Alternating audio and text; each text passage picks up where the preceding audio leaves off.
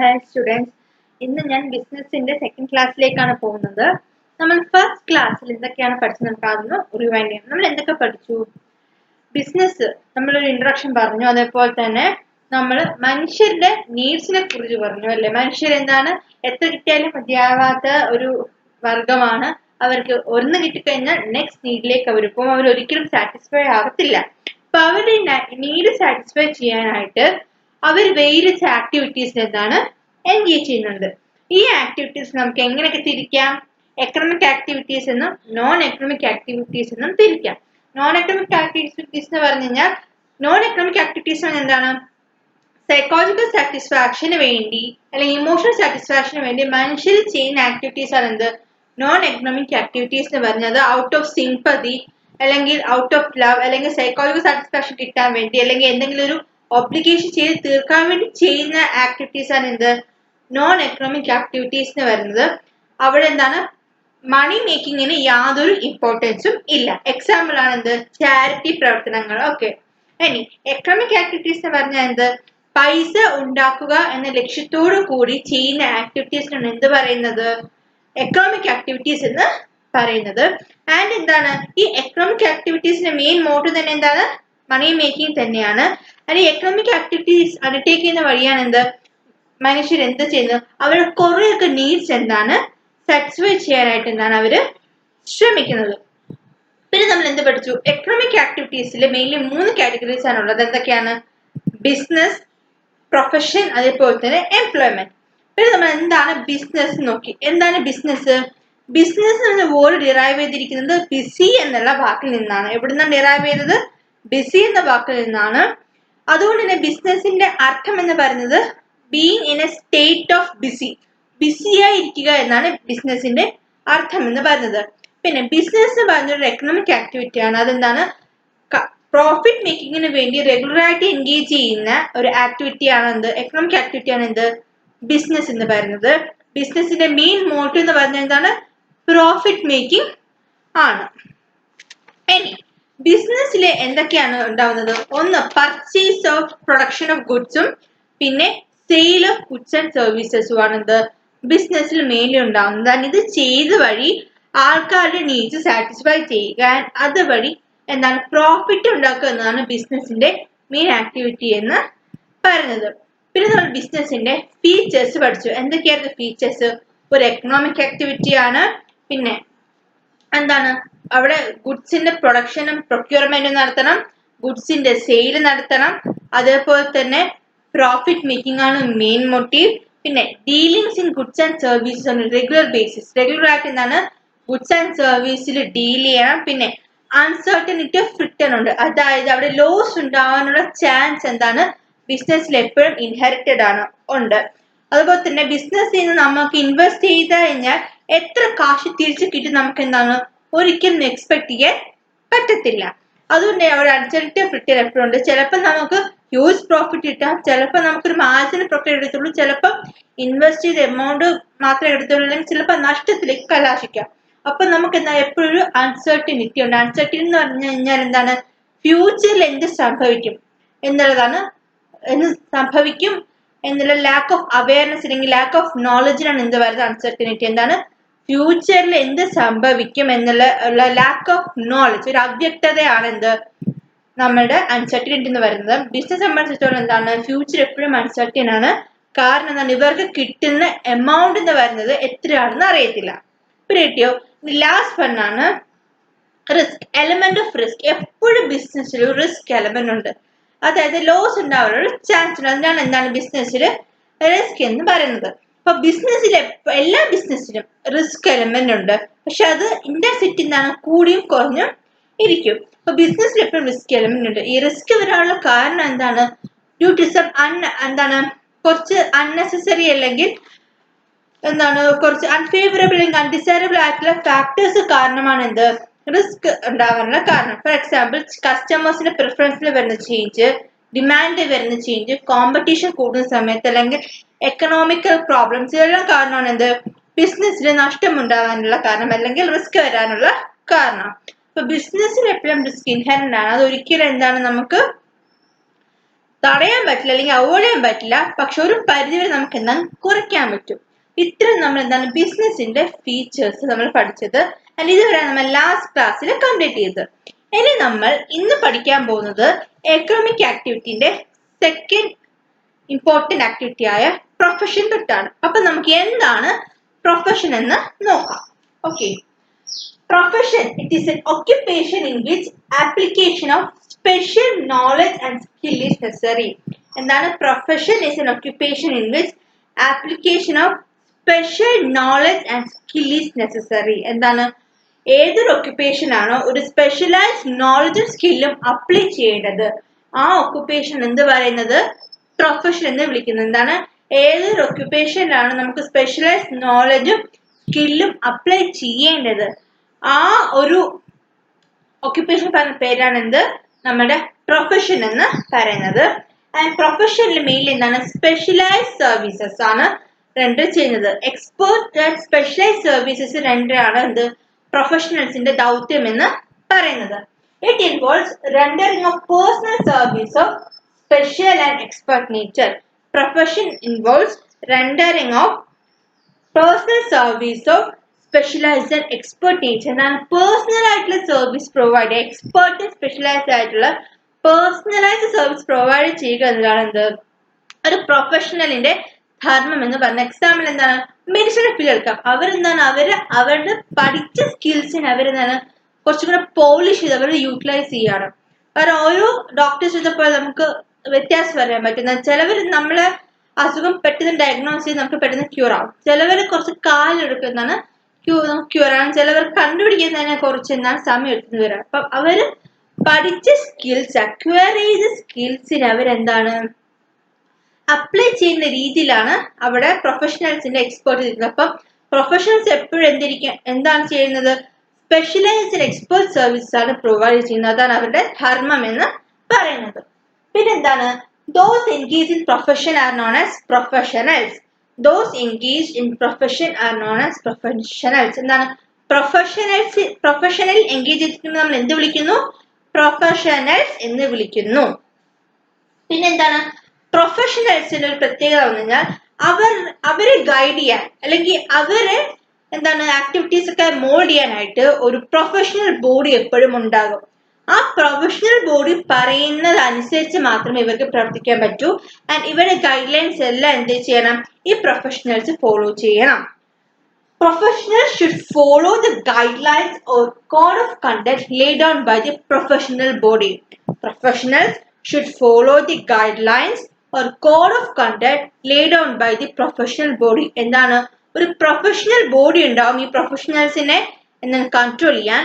ഈ professional body prescribe ചെയ്തിരിക്കുന്ന code of കണ്ടക്റ്റും guide ലൈൻസും എന്ത് ചെയ്യണം പ്രൊഫഷണൽസ് കൃത്യമായിട്ട് ഫോളോ ചെയ്യണം, അല്ലെങ്കിൽ അവർക്കെതിരെ എന്താണ് നടപടി എടുക്കാൻ നമുക്ക് പറ്റും. എക്സാമ്പിൾസ് പ്രൊഫഷണൽസിന്റെ എക്സാമ്പിൾസ് ആണ് chartered accountants, doctors, lawyers etcetera. ഇപ്പൊ ഡോക്ടേഴ്സിനെ കൺട്രോൾ ചെയ്യുന്നത് മുമ്പ് മെഡിക്കൽ കൗൺസിൽ ഓഫ് ഇന്ത്യ ആയിരുന്നു, ഇപ്പൊ അത് സ്ക്രാപ്പ് ചെയ്തിട്ട് ഇപ്പോ നാഷണൽ മെഡിക്കൽ കമ്മീഷൻ ആണ് ഇപ്പൊ എന്താണ് അവരെ കൺട്രോൾ ചെയ്യുന്നത്. ലോയേഴ്സ് ആണെങ്കിൽ ബാർ കൗൺസിൽ ഓഫ് ഇന്ത്യ ആണ്. ആൻഡ് ചാർട്ടേഡ് അക്കൗണ്ട്സ് ആണെങ്കിൽ institute of chartered accounts India ആണ് കൺട്രോൾ ചെയ്യുന്നത്. ഇത്രയാണ് പ്രൊഫഷനെ കുറിച്ച് പറയാനുള്ളത്. അപ്പൊ എന്താണ് പ്രൊഫഷനിൽ എന്താണ് നടക്കുന്നത് റെൻഡറിങ് ഓഫ് സ്പെഷ്യലൈസ്ഡ് സർവീസസ് ആണ്. എന്താണ് ഒരാൾ അക്വയർ ചെയ്ത സ്പെഷ്യൽ നോളജും സ്കില്ലും അപ്ലൈ ചെയ്യേണ്ട ഒക്കുപ്പേഷൻ നമ്മൾ എന്ത് പറയുന്നത് പ്രൊഫഷൻ എന്ന് പറയുന്നത്. പ്രൊഫഷണൽസ് എന്താണ് ചെയ്യുന്നത് അവരുടെ പേഴ്സണലൈസ്ഡ് ആയിട്ടുള്ള എക്സ്പേർട്ട് സർവീസസ് റെൻഡർ ചെയ്യുകയാണ് എന്ത് പ്രൊഫഷണൽസ് ചെയ്യുന്നത്. ആൻഡ് പ്രൊഫഷണൽ എൻഗേജ് ചെയ്തിട്ട് നമ്മൾ എന്ത് വിളിക്കുന്നു പ്രൊഫഷണൽസ് എന്ന് വിളിക്കുന്നു. ആൻഡ് ഇവരെ കൺട്രോൾ ചെയ്യുന്നത് ആരായിരിക്കും ഒരു പ്രൊഫഷണൽ ബോഡി ആയിരിക്കും. ആൻഡ് ഈ പ്രൊഫഷണൽ ബോഡി പ്രിസ്ക്രൈബ് ചെയ്യുന്ന അല്ലെങ്കിൽ അനുശാസിക്കുന്ന ഗൈഡ് ലൈൻസ് ഇവർ ഫോളോ ചെയ്യണം. പ്രൊഫഷണൽസിന് ലഭിക്കുന്ന റെമ്യൂണറേഷൻ ആണ് എന്ത് ഫീസ് എന്ന് പറയുന്നത്. Remuneration of professionals is known as fees. ഇപ്പൊ പ്രൊഫഷണൽസിന്റെ എക്സാമ്പിൾസ് എന്തൊക്കെയാണ് doctors, lawyers, chartered accountants etcetera. Clear ആയോ പ്രൊഫഷൻ എന്താണെന്ന് ക്ലിയർ ആയോ? അപ്പൊ നമുക്കിനി നെക്സ്റ്റ് എക്കണോമിക് ആക്ടിവിറ്റി ആയ എംപ്ലോയ്മെന്റിലേക്ക് പോകാം. നമുക്കിനി അടുത്തത് എംപ്ലോയ്മെന്റ് എന്ന് നോക്കാം. എംപ്ലോയ്മെന്റ് എന്ന് പറഞ്ഞു കഴിഞ്ഞാൽ ഒരു സ്ഥാപനത്തിന്റെയോ വ്യക്തിയുടെയോ കീഴിൽ വേറെ ഒരാള് വർക്ക് ചെയ്യുന്നതാണ് എംപ്ലോയ്മെന്റ് എന്ന് പറയുന്നത്. എന്താണ്? ഒരു സ്ഥാപനത്തിന്റെയോ വ്യക്തിയുടെയോ കീഴിൽ മറ്റൊരാൾ വർക്ക് ചെയ്യുന്നതാണ് എന്ത് പറയുന്നത്? എംപ്ലോയ്മെന്റ് എന്ന് പറയുന്നത്. ആൻഡ് ഈ എംപ്ലോയ്മെന്റിൽ എന്താണ്? ഒരു കോൺട്രാക്ട് ഉണ്ടാവും. എംപ്ലോയറും എംപ്ലോയും തമ്മിൽ കോൺട്രാക്ട് ഉണ്ടാവും. അതായത് എന്തൊക്കെ ജോലിയാണ് ചെയ്യുന്നത്, അതിന്റെ ടേംസ് ആൻഡ് കണ്ടീഷൻസ് എന്തൊക്കെയാണ്, സാലറി അല്ലെങ്കിൽ വേജ് എത്രയായിരിക്കും എന്നുള്ള ഒരു എഗ്രിമെന്റ് ഉണ്ടാവും. അതിലെന്താണ്? രണ്ടുപേരും സൈൻ ചെയ്യണം. എംപ്ലോയറും എംപ്ലോയിലും സൈൻ ചെയ്യണം. ആൻഡ് ഏത് സ്ഥാപനമാണോ ജോലി കൊടുക്കുന്നത് അവരെ നമ്മൾ എംപ്ലോയർ എന്ന് വിളിക്കും. ഏത് സ്ഥാപനമാണോ അല്ലെങ്കിൽ വ്യക്തിയാണോ ഒരു വ്യക്തിക്ക് ജോലി കൊടുക്കുന്നത് അവരെ നമ്മൾ എംപ്ലോയർ എന്ന് വിളിക്കും. ആൻഡ് ആരാണോ ജോലി ചെയ്യുന്നത് അവരെ നമ്മൾ എംപ്ലോയി എന്ന് വിളിക്കും. അപ്പം ജോലി കൊടുക്കുന്ന സ്ഥാപനം അല്ലെങ്കിൽ വ്യക്തിയാണ് എംപ്ലോയർ. ജോലി ചെയ്യുന്ന ആൾ നമ്മൾ എന്ത് വിളിക്കും? എംപ്ലോയി എന്ന് വിളിക്കും. ആൻഡ് ഈ എംപ്ലോയിക്ക് കിട്ടുന്ന റെമ്യൂണറേഷനെ പറയുന്ന പേരാണിത് സാലറി അല്ലെങ്കിൽ വേജ് എന്ന് പറയുന്നത്. എക്സാമ്പിൾ നമ്മൾ എന്താണ്? ബാങ്ക് എംപ്ലോയി എന്ന് പറയാം. ബാങ്കിൽ വർക്ക് ചെയ്യുന്ന നമ്മൾ എന്ത് വിളിക്കും? ബാങ്ക് എംപ്ലോയി എന്ന് വിളിക്കും. അപ്പൊ ഒരു സ്ഥാപനത്തിന്റെ വ്യക്തിയുടെ കീഴിൽ മറ്റൊരാൾ വർക്ക് ചെയ്യുന്ന നമ്മൾ എന്ത് വിളിക്കുന്നു? എംപ്ലോയ്മെന്റ് എന്ന് വിളിക്കുന്നു. ക്ലിയർ ആയോ? നമുക്കിതൊന്നും കൂടെ നോക്കാം. Employment is an occupation in which people work for others and get remunerated for their work. It is an occupation in which people work for others and get remunerated in return. എന്താണ്? ഏതൊരു ഒക്യുപ്പേഷനിലാണോ ഒരു വ്യക്തി മറ്റൊരാൾക്ക് വേണ്ടി ജോലി ചെയ്ത് അതിന് തിരിച്ച് റെമ്യൂണറേഷൻ കിട്ടുന്നത് അതിനാണ് എന്ത് പറയുന്നത്? എംപ്ലോയ്മെന്റ് എന്ന് പറയുന്നത്. It is N occupation in which a person get done work for others and get remunerated in return. എന്താണ്? It is an occupation in which a person works for others and get remunerated in return. എന്താണ്? മറ്റൊരാൾക്ക് വേണ്ടി work ചെയ്ത് അതിന് തിരിച്ച് remuneration കിട്ടുന്നതാണ് എന്ത് പറയുന്നത്? എംപ്ലോയ്മെന്റ് എന്ന് പറയുന്നത്. The person or the organization providing employment is known as employer and the person employed is known as employee. The person or the organization providing employment is known as employer and the person employed is known as employee. ഏത് സ്ഥാപനമാണോ വ്യക്തിയാണോ ജോലി കൊടുക്കുന്നത് അവരെ നമ്മൾ employer എന്ന് വിളിക്കുന്നു. And ആരാണോ ആ ഓർഗനൈസേഷനിലേക്ക് എംപ്ലോയ് ചെയ്യുന്നത് അയാളെ നമ്മൾ എന്ത് വിളിക്കുന്നു? എംപ്ലോയി എന്ന് വിളിക്കുന്നു. And there must be a contract between employer and employee which explains the terms and conditions of the employment.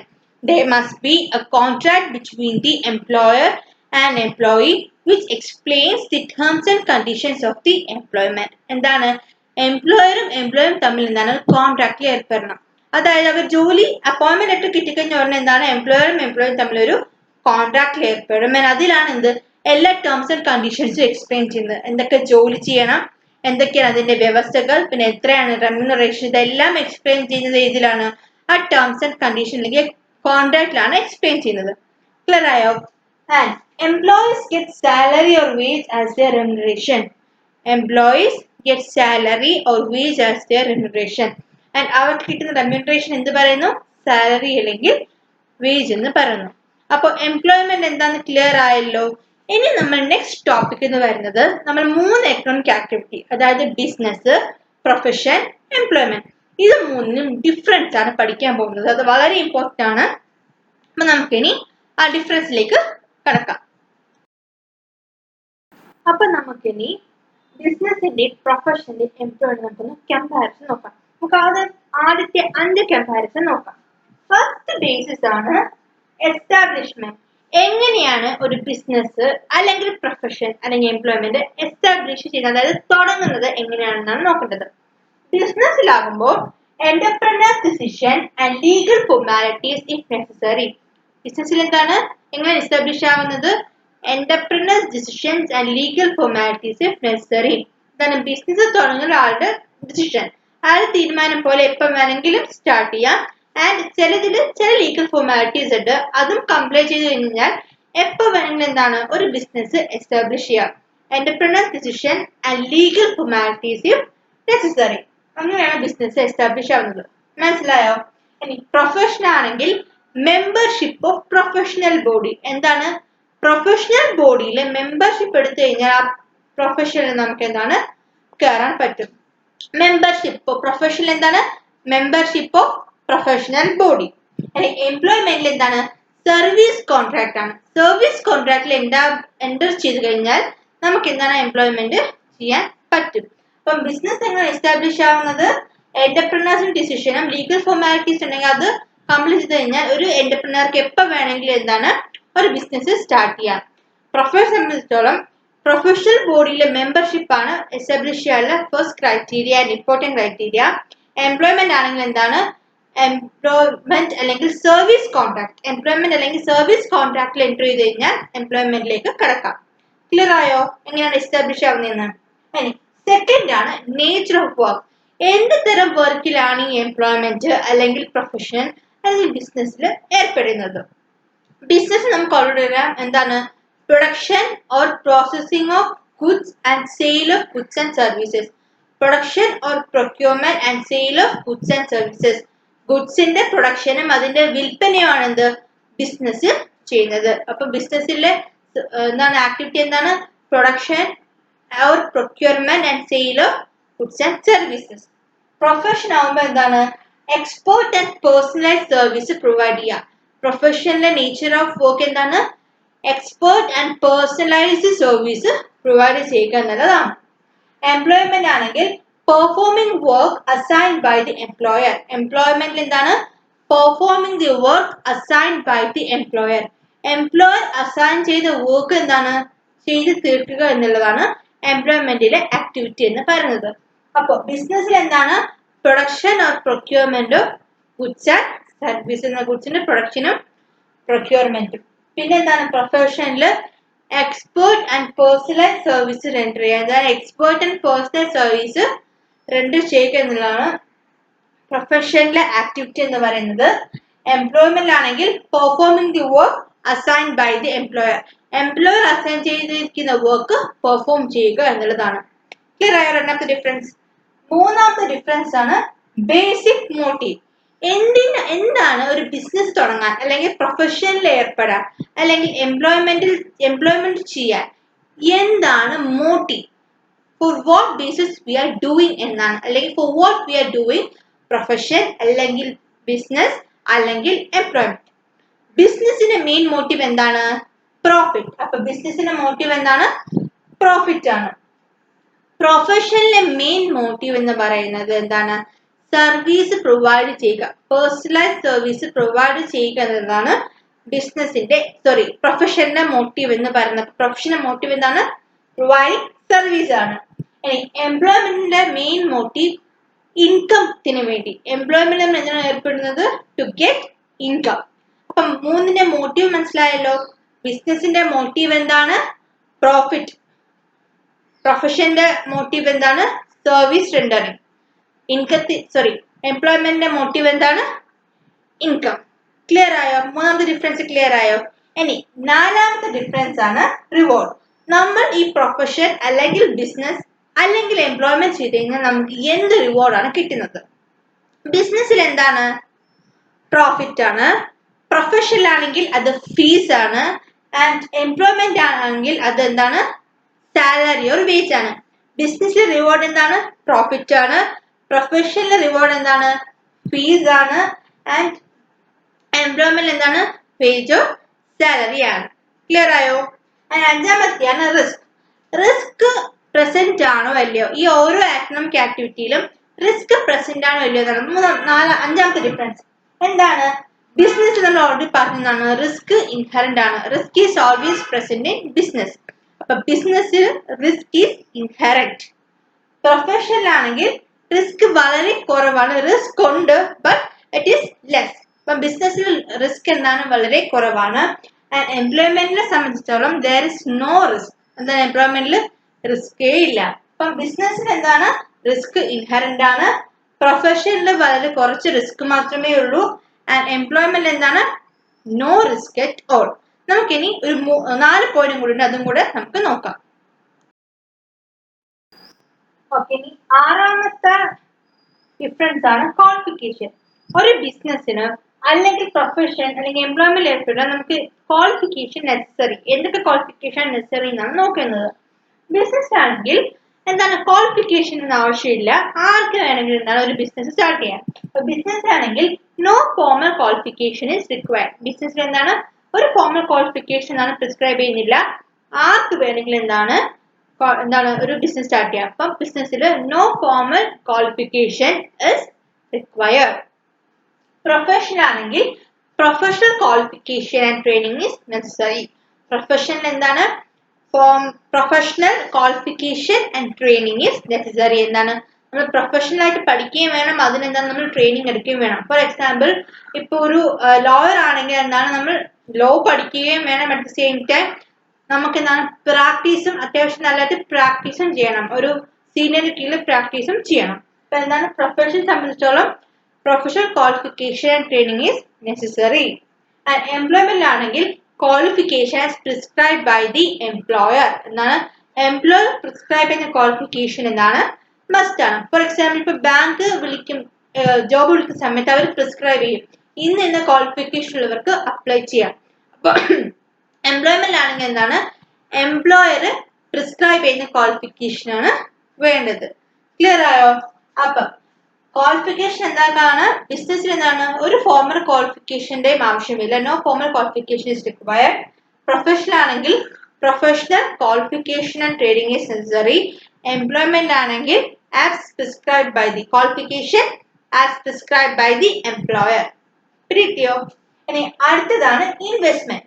ഒരു ബിസിനസ്സിൽ അല്ലെങ്കിൽ ഒരു പ്രൊഫഷനിൽ അല്ലെങ്കിൽ എംപ്ലോയ്മെന്റിൽ ഇൻവെസ്റ്റ്മെന്റ് വേണോ വേണ്ടയോ എന്നാണ് ഇവിടെ ഡിഫറൻസ്. ബിസിനസ്സിൽ എന്താണെങ്കിൽ ബിസിനസ് സംബന്ധിച്ചിടത്തോളം എന്താണ് ഇൻവെസ്റ്റ്മെന്റ് നെസസറി ആണ്.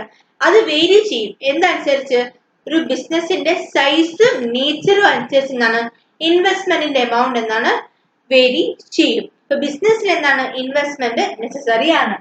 Capital needed according to the size and nature of business. Capital needed according to the size and nature of the business. ബിസിനസിന്റെ സൈസും നേച്ചറും മാറുന്നതനുസരിച്ചാണ് നമുക്ക് ക്യാപിറ്റൽ കൂടുതൽ കുറയുകയും ചെയ്യും. ഇൻവെസ്റ്റ്മെന്റ് ബിസിനസ്സിൽ എന്താണ് നെസസറി ആണ്. പിടിയോ? അടുത്തതാണ് പ്രൊഫഷൻ. പ്രൊഫഷൻ സംബന്ധിച്ചിടത്തോളം നോർമലി എന്താണ് നമുക്ക് ക്യാപിറ്റൽ നെസസറി അല്ല, ബട്ട് ചില സിറ്റുവേഷനിൽ ഓഫീസ് ഒക്കെ എസ്റ്റാബ്ലിഷ് ചെയ്യാനായിട്ട് എന്താണ് ക്യാപിറ്റൽ അത്യാവശ്യമാണ്. Limited capital for the establishment of office. പ്രൊഫഷനിൽ എന്താണ് limited capital for the establishment of office. For example ഒരു ലോയർ ഒരു അഡ്വക്കേറ്റ് എന്താണ് കുറച്ച് പ്രാക്ടീസ് കിട്ടിയാൽ സ്വന്തമായിട്ട് എന്താണ് ഒരു ഇൻഡിപെൻഡന്റ് ആയിട്ട് വാദിക്കാൻ തീരുമാനിച്ചു കഴിഞ്ഞാൽ അയാൾക്ക് എന്താണ് അയാളുടേതായിട്ട് ഓഫീസ് വേണം. ഇപ്പൊ ഡോക്ടർ ആണെങ്കിൽ പ്രൈവറ്റ് പ്രാക്ടീസ് ചെയ്യുന്നുണ്ടെങ്കിൽ അയാൾക്ക് അതിനുള്ള ഇൻസ്റ്റിറ്റ്യൂഷൻസ് വേണം. അപ്പൊ അത് എസ്റ്റാബ്ലിഷ് ചെയ്യാനായിട്ട് എന്താണ് കുറച്ച് ക്യാപിറ്റൽ വേണം. അതായത് ഓഫീസും ബിൽഡിംഗ് എസ്റ്റാബ്ലിഷ് ചെയ്യാൻ എന്താണ് ക്യാപിറ്റൽ വേണം. ഇപ്പൊ പ്രൊഫഷനിൽ ലിമിറ്റഡ് ക്യാപിറ്റൽ എന്താണ് അത്യാവശ്യമാണ്. എംപ്ലോയ്മെന്റ് ആണെങ്കിലോ no capital is required. Employment സംബന്ധിച്ചോളം ക്യാപിറ്റലിന്റെ ആവശ്യമേ എന്താണ് എംപ്ലോയ്മെന്റിൽ ഇല്ല. പിടിയോ? അപ്പൊ ബിസിനസ്സിൽ എന്താണ് capital is required according to the size and nature of the business. Business സൈസും നേച്ചറും അനുസരിച്ച് ക്യാപിറ്റൽ വേണം. പിന്നെ പ്രൊഫഷൻ ആണെങ്കിൽ limited capital required for the establishment of office. Office establish ചെയ്യാനായിട്ട് എന്താണ് ലിമിറ്റഡ് ക്യാപിറ്റൽ എന്താണ് വേണം. ആൻഡ് എംപ്ലോയ്മെന്റ് ആണെങ്കിൽ no capital is required. Employment എന്താണ് ക്യാപിറ്റൽ വേണ്ട. ഇനി ട്രാൻസ്ഫർ ഓഫ് ഇൻട്രസ്റ്റ്. അതായത് ട്രാൻസ്ഫർ ഓഫ് ഇൻട്രസ്റ്റ് എന്ന് പറഞ്ഞു കഴിഞ്ഞാൽ നമുക്ക് ഇത് നെക്സ്റ്റ് ജനറേഷൻ അല്ലെങ്കിൽ വേറൊരു ആൾക്കാർക്ക് ഇത് കൈമാറാൻ പറ്റുമോ ഇല്ലയോ. നമ്മൾ ഒരു എംപ്ലോയ്മെന്റിലോ ബിസിനസ്സിലോ അല്ലെങ്കിൽ ഒരു പ്രൊഫഷനിലോ ഇൻട്രസ്റ്റ്, അതായത് നമ്മളുടെ താല്പര്യം അല്ലെങ്കിൽ നമ്മൾ ചെയ്യുന്ന പ്രവൃത്തി വേറൊരാളിലേക്ക് എന്താണ് ട്രാൻസ്ഫർ ചെയ്യാൻ പറ്റുമോ ഇല്ലയോ എന്നാണ് ഇവിടെ നോക്കുന്നത്. ബിസിനസ്സിലാണെങ്കിൽ ഇറ്റ് ഈസ് പോസിബിൾ. ചില ബിസിനസ്സിൽ പറ്റത്തില്ല, ചില ബിസിനസ്സിൽ പറ്റും. നമ്മൾ ഡീറ്റെയിൽ ആയിട്ട് ഇനി പഠിക്കും. അപ്പൊ ബിസിനസ്സിലാണെങ്കിൽ transfer of interest is possible. എന്താണ് നമുക്ക് ബിസിനസ് നമ്മളുടെ ഉള്ള ഇൻട്രസ്റ്റ് മറ്റൊരാൾക്ക് എന്താണ് ട്രാൻസ്ഫർ ചെയ്യാൻ പറ്റും. പിടികിട്ടിയോ? അതായത് നമ്മൾ ചെയ്തുകൊണ്ടിരിക്കുന്ന ബിസിനസ് നമുക്ക് എന്താണ് കംപ്ലീറ്റ്ലി വൈൻഡ് അപ്പ് ചെയ്ത് വേറൊരാളിലേക്ക് എന്താണ് ട്രാൻസ്ഫർ ചെയ്യാനായിട്ട് പറ്റും. അതാണ് ട്രാൻസ്ഫർ ഓഫ് ഇൻട്രസ്റ്റ് എന്ന് പറയുന്നത്. മനസ്സിലായോ? ഇനി പ്രൊഫഷൻ. പ്രൊഫഷനിലാണെങ്കിൽ ട്രാൻസ്ഫർ ഓഫ് ഇൻട്രസ്റ്റ് പോസിബിൾ അല്ല. ഇപ്പൊ ഞാൻ ചെയ്തുകൊണ്ടിരിക്കുന്നു, ഒരു അഡ്വക്കേറ്റ്, ഇപ്പൊ ഞാൻ ഒരു ജോലി ചെയ്തുകൊണ്ടിരിക്കുന്നു, ഞാൻ ചെയ്തൊരു ജോലി വേറൊരാൾക്ക് എന്താണ് ട്രാൻസ്ഫർ ചെയ്യാൻ പറ്റില്ല, അല്ലെങ്കിൽ ആ ഒരു ജോലിയിൽ ഇൻട്രസ്റ്റ് വേറൊരാൾക്ക് ട്രാൻസ്ഫർ ചെയ്യാൻ പ്രൊഫഷനിൽ പോസിബിൾ അല്ല. എംപ്ലോയ്മെന്റിലും അതേപോലെ തന്നെ ഇറ്റ് ഈസ് നോട്ട് പോസിബിൾ. അപ്പൊ ബിസിനസ്സിൽ എന്താണ് ട്രാൻസ്ഫർ ഓഫ് ഇൻട്രസ്റ്റ് പോസിബിൾ ആണ്, പ്രൊഫഷനിലും ട്രാൻസ്ഫർ ഓഫ് ഇൻട്രസ്റ്റ് പോസിബിൾ ആണ്. Business professional transfer of interest possible അല്ല, എംപ്ലോയ്മെന്റിലും എന്താണ് ട്രാൻസ്ഫർ ഓഫ് ഇൻട്രസ്റ്റ് പോസിബിൾ അല്ല. മനസ്സിലായോ? ഇനി ലാസ്റ്റ് വൺ ആണ് കോഡ് ഓഫ് കണ്ടക്ട് എന്ന് പറഞ്ഞു കഴിഞ്ഞാൽ എന്തൊക്കെ കാര്യങ്ങൾ ഒരു ബിസിനസ് നടത്തുമ്പോൾ അല്ലെങ്കിൽ പ്രൊഫഷനിൽ ഏർപ്പെടുമ്പോൾ അല്ലെങ്കിൽ എംപ്ലോയ്മെന്റ് ഏർപ്പെടുമ്പോൾ എന്തൊക്കെ കാര്യങ്ങൾ ശ്രദ്ധിക്കണം, അതാണ് കോഡ് ഓഫ് കണ്ടക്ട് എന്ന് പറയുന്നത്. അതായത് ഗൈഡ് ലൈൻസ്, എന്തൊക്കെ ഗൈഡ് ലൈൻസ് ഫോളോ ചെയ്യണം. ബിസിനസ്സിലാണെങ്കിൽ എന്താണ് പ്രത്യേകിച്ച് കോഡ് ഓഫ് കണ്ടക്ട് ഒന്നും പറയുന്നില്ല, നമുക്ക് ഇഷ്ടം പോലെ എന്താണ് നമ്മൾ ബിസിനസ് നടത്തിക്കൊണ്ട് പോകാം. അപ്പൊ business no specific code is prescribe, no specific code is prescribe for business. എന്താണ് ബിസിനസ്സിൽ ഒരു സ്പെസിഫിക് കോഡ് ഒന്നും പ്രിസ്ക്രൈബ് ചെയ്തിട്ടില്ല. മനസ്സിലായോ? ഇനി പ്രൊഫഷനിലാണെങ്കിൽ as lay down by the professional body. Professional എന്താണ് as lay down by the professional body.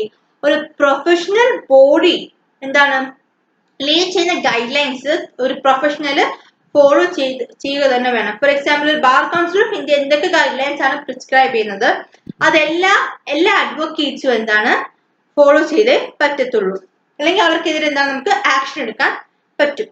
ഇനി എംപ്ലോയ്മെന്റിലാണെങ്കിൽ terms and conditions of service. Employment എന്താണ് code of conduct terms and conditions of service.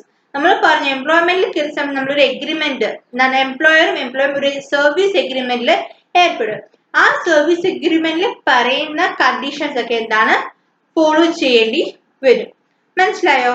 അപ്പൊ ഇത്രയാണ് ബിസിനസ്സും പ്രൊഫഷനും എംപ്ലോയ്മെന്റും തമ്മിലുള്ള ഡിഫറൻസ് എന്ന് പറയുന്നത്. പിടിയോ? ഇപ്പൊ ഞാൻ ഇന്ന് പഠിപ്പിച്ച എന്തൊക്കെയാണ് പ്രൊഫഷൻ എന്താന്ന് പഠിച്ചു. എന്താണ് സ്പെഷ്യലൈസ്ഡ് നോളജും സ്കില്ലും അപ്ലൈ ചെയ്യേണ്ട ഓക്യുപ്പേഷൻ ആണ് പ്രൊഫഷൻ എന്ന് പറയുന്നത്. പ്രൊഫഷൻ ഏർപ്പെട്ട നമ്മൾ പ്രൊഫഷണൽസ് എന്ന് വിളിക്കുന്നു. അവരുടെ മെയിൻ മോട്ടോ എന്താണ് പേഴ്സണലൈസ് സർവീസ് റെൻഡർ ചെയ്യുക അല്ലെങ്കിൽ എക്സ്പെർട്ടൈസ് ആയിട്ടുള്ള സർവീസ് റെൻഡർ ചെയ്യുക എന്നുള്ളതാണ് ഒരു പ്രൊഫഷണലിന്റെ ദൗത്യം എന്ന് പറയുന്നത്. ഇവർ കിട്ടുന്നത് എന്താണ് ഫീസ് ആണ് ഇവർ കിട്ടുന്ന റെമ്യൂണറേഷൻ. ആൻഡ് ഒരു പ്രൊഫഷണൽസ് എന്താണ് ഒരു പ്രൊഫഷണൽസിനെ ഒരു പ്രൊഫഷണൽ ബോഡിയാണ് കൺട്രോൾ ചെയ്യുന്നത്. അവർ പറയുന്ന ഗൈഡ് ലൈൻസ് എല്ലാം എന്താണ് പ്രൊഫഷണൽസ് ഫോളോ ചെയ്യണം. എക്സാമ്പിൾ എന്താണ് പ്രൊഫഷന്റെ ലോയർ, അതേപോലെ തന്നെ ചാർട്ടേഡ് അക്കൗണ്ടൻസ്, ഡോക്ടേഴ്സ് ഒക്കെയാണ്. ഇനി പിന്നെ പഠിച്ചതാണ് എംപ്ലോയ്മെന്റ്. എംപ്ലോയ്മെന്റിൽ എന്താണ് ഒരു വ്യക്തി മറ്റൊരു സ്ഥാപനത്തിന്റെയോ അല്ലെങ്കിൽ മറ്റൊരു വ്യക്തിയുടെ കീഴിൽ വർക്ക് ചെയ്യുന്നതിന് നമ്മൾ എന്ത് പറയുന്നത് എംപ്ലോയ്മെന്റ് എന്ന് പറയുന്നത്. ആരാണോ ജോലി കൊടുക്കുന്നത് അവര് നമ്മൾ എംപ്ലോയർ എന്ന് പറയുന്നു. ആർക്കാണോ ജോലി കൊടുക്കുന്നത് അവര് നമ്മൾ എംപ്ലോയി എന്ന് പറയുന്നു. ആൻഡ് നമ്മൾ ഒരു എംപ്ലോയി കിട്ടുന്ന റെമ്യൂണറേഷൻ എന്ത് പറയുന്നു സാലറി അല്ലെങ്കിൽ വേജ് എന്ന് പറയുന്നു. പിന്നെ ഒരു എംപ്ലോയി എന്താണ് ഒരു സർവീസ് കോൺട്രാക്റ്റിൽ ഏർപ്പെടും. അത് പറയുന്ന കാര്യങ്ങളെല്ലാം ഒരു എംപ്ലോയി എന്താണ് ചേർന്നിട്ട് വരും. പിന്നെ നമ്മൾ പഠിച്ചതാണ് എംപ്ലോയ്മെന്റും പ്രൊഫഷനും അതേപോലെ തന്നെ ബിസിനസ്സും തമ്മിലുള്ള ഡിഫറൻസ് എന്ന് പറയുന്നത്. അപ്പൊ ഞാൻ എന്റെ ക്ലാസ് വൈൻഡ് അപ്പ് ചെയ്യാണ്. നമുക്ക് ഇനി നെക്സ്റ്റ് ക്ലാസ്സിൽ നെക്സ്റ്റ് ടോപ്പിക്കുമായിട്ട് കാണാം. അപ്പൊ നിങ്ങൾ ഇതിന്റെ നോട്ട്സ് എല്ലാം പ്രിപ്പയർ ചെയ്ത് വെക്കുക. അപ്പൊ നെക്സ്റ്റ് ക്ലാസ്സിൽ കാണാം. Thank you.